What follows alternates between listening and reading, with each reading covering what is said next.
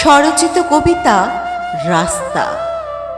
আমি হলাম শহরতলিতে, গ্রামে গঞ্জে, মাঠে ঘাটে পড়ে থাকার রাস্তা। সবাই আমায় অহরহ ব্যবহার করে আর ভাবে ভীষণ আমি সস্তা। কোথাও আমি মাটির, কোথাও বা পিচের, কোথাও আমি কংক্রিটের, আমার স্থান কিন্তু সর্বদা পায়ের নিচের। অযত্নে পড়ে থাকি আমি বৃষ্টি ঝড়ে মাটিতে। কত ক্ষত হয়ে যায় আমার দেহে, মনে, চিত্তে।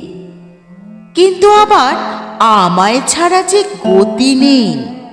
আমার কষ্ট হোক না, তাতে কারোর কোনো ক্ষতি নেই।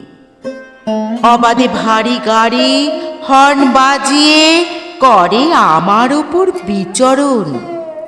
আমার পাঁজর গুঁড়িয়ে যায়, কি তাদের পাশবিক আচরণ।